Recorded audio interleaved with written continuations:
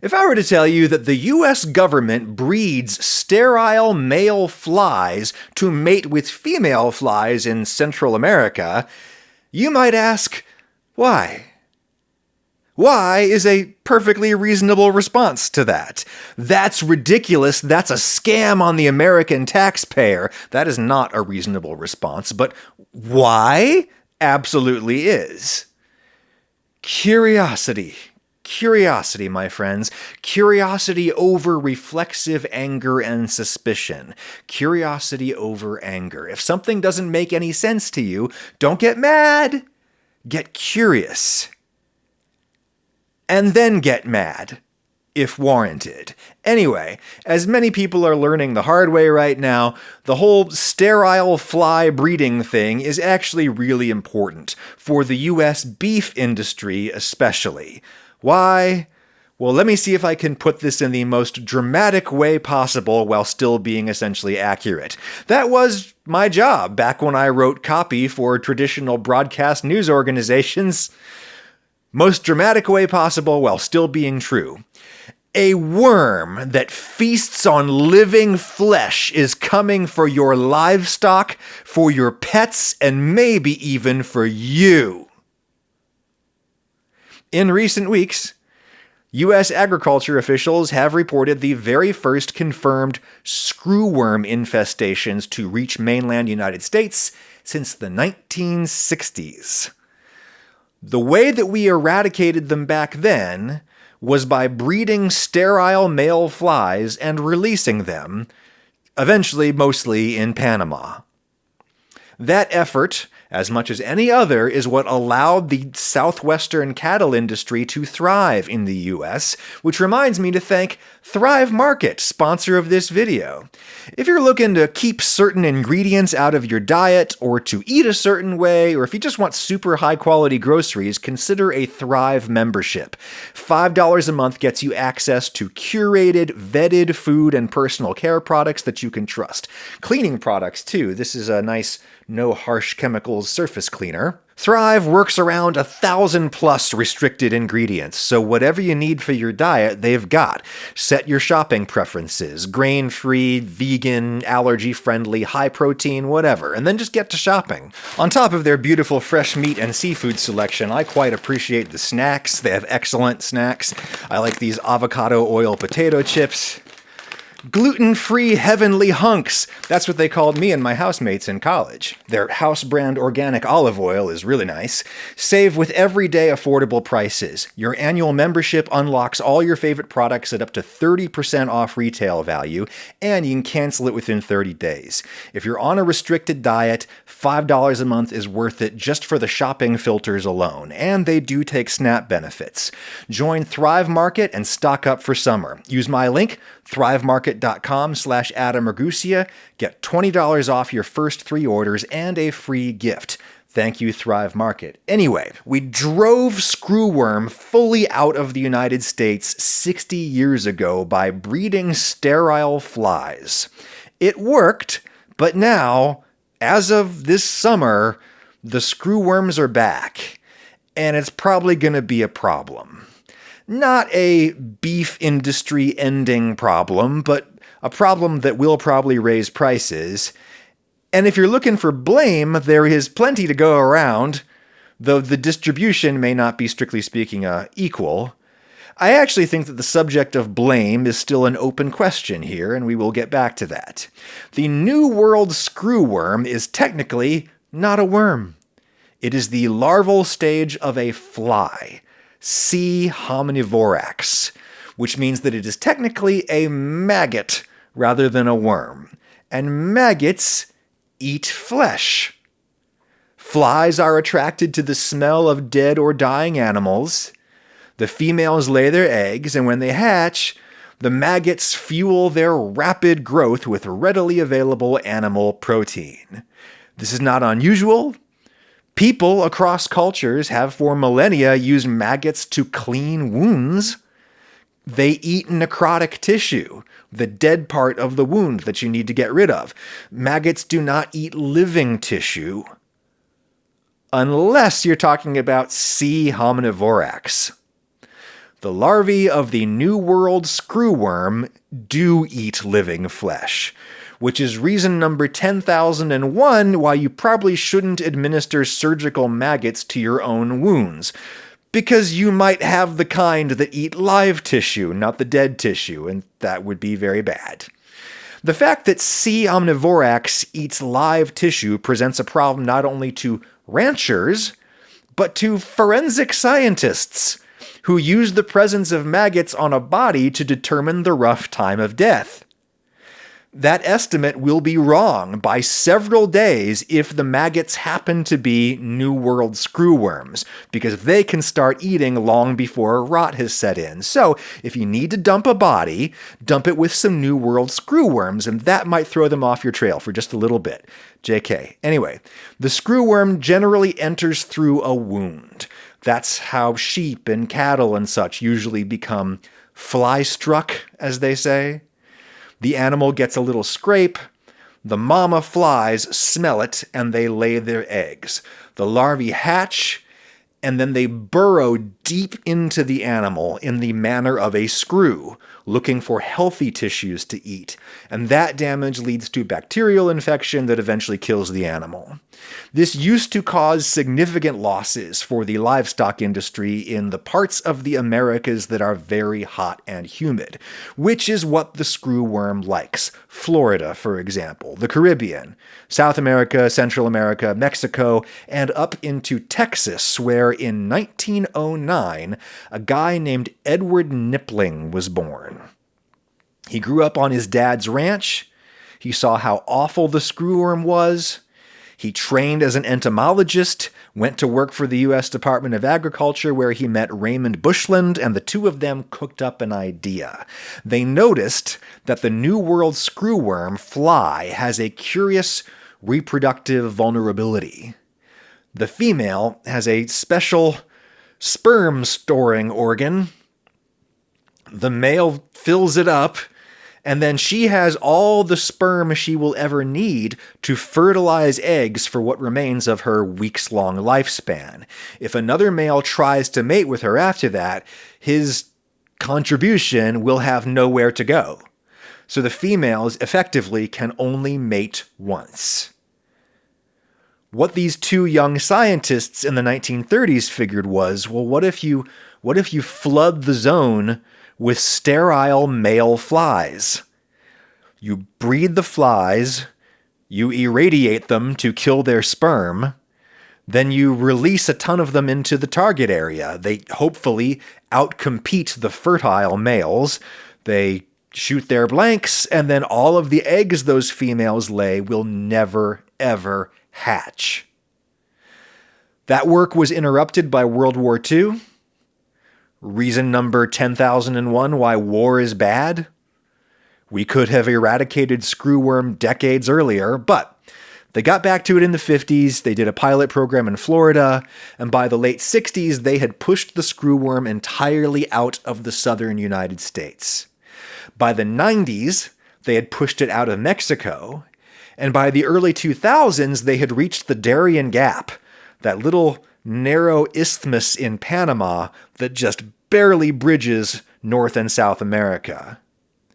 The US and the Panamanian government partnered on a sterile fly factory down there that still operates, and for a while we were able to contain the screwworm pretty cheaply, because you don't need that many sterile flies to cover an incredibly narrow land area. We had cut them off, effectively. But then they started creeping back up north. There was a little outbreak in the Florida Keys in 2016.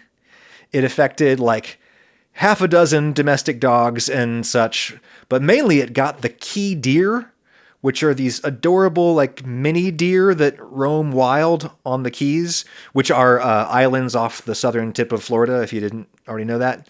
Nobody knows how the flies got to the Keys. They could have blown there on strong winds from Caribbean islands.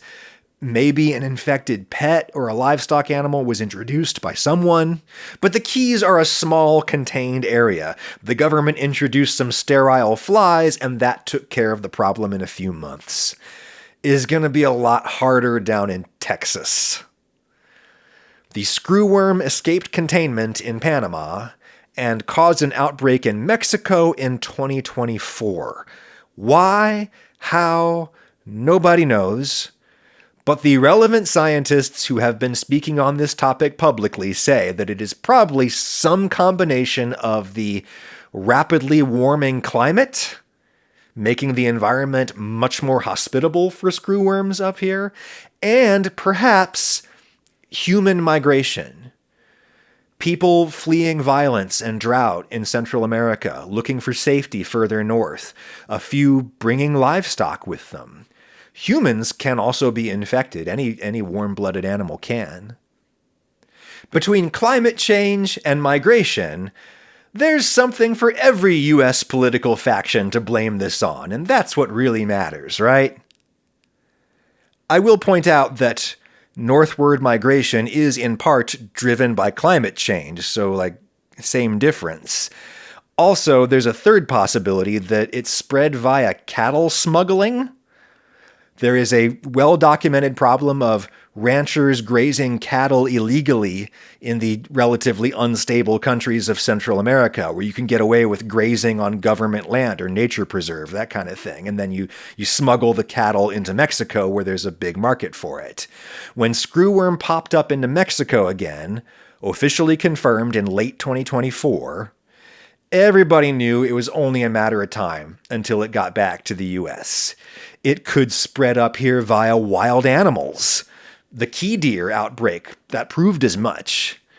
There is also cattle smuggling that happens across the U.S.-Mexico border. We immediately shut down live cattle imports from Mexico when all of this started back up, but that probably creates an even greater incentive for smuggling. Everybody knew that screwworm was coming back to the U.S., but this all came to a head right at the transition between the Biden and the second Trump administrations. Upon retaking office, Trump tasked his funder, Elon Musk, with rooting out ostensibly wasteful government spending, the so-called Department of Government Efficiency, or DOGE. Here is what we know and what we don't know about DOGE and screwworms. DOGE did shut down USAID, the foreign aid agency, and in doing so, they canceled U.S. funding for United Nations food security programs. Among the programs defunded were bird flu and screwworm monitoring and containment efforts. And shortly after U.S. funding was cut, those programs were shut down. That is all according to an anonymous source cited by the agricultural trade publication AgriPulse. When people say that DOGE cut money to stop the screwworms, they are citing this singular report with an unnamed source. That is, in the opinion of this former journalism teacher, thin sourcing. I'm not saying it's wrong. It definitely seems like something that would have happened. We know that DOGE was just cutting things that they didn't recognize or understand. And fly monitoring in Panama for sure sounds like something that they just would have cut. But we have to be careful here. We ought not round probable up to certain. Unlikely outcomes happen all the time. What we know for sure is that U.S. response to screwworm is centered on the U.S. Department of Agriculture, and DOGE and the Trump administration fired or otherwise pushed out about 20,000 USDA employees right as this screwworm situation was really starting to heat up. That is about 15% of the USDA workforce, and all of their institutional knowledge just gone almost overnight.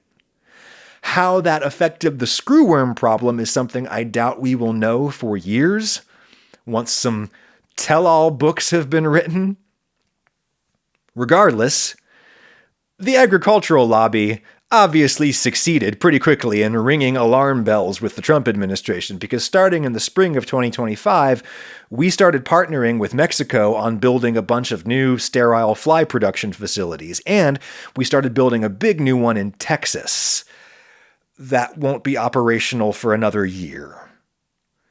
bad news, considering that just this month, June of 2026, the USDA confirmed 5 screwworm cases, the first mainland U.S. domestically transmitted cases since 1966.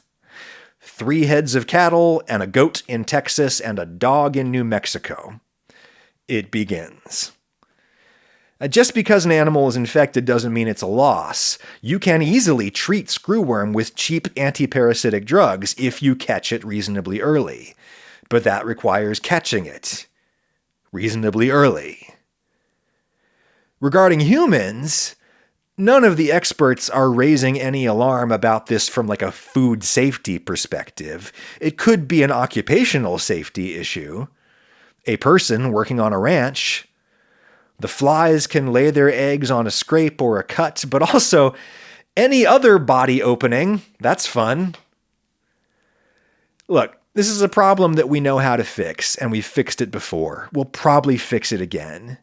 The experts say we do not have the sterile fly capacity to re-eradicate screwworm just yet, but we should have it soon-ish. In the meantime, ranchers will be spending lots of extra time and resources monitoring their herds and treating any infections. This will cost money. Beef is already quite expensive right now, for a few reasons, but the biggest one just being drought. The U.S. cattle population is at a 75-year low right now, chiefly due to drought.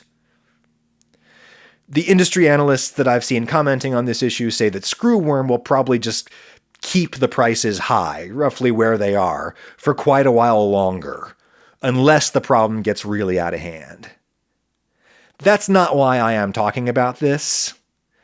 I think that we could all stand to eat a lot less beef for a lot of reasons, so I don't particularly mind a little upward price pressure. Easy for me to say, sitting here with my YouTube money.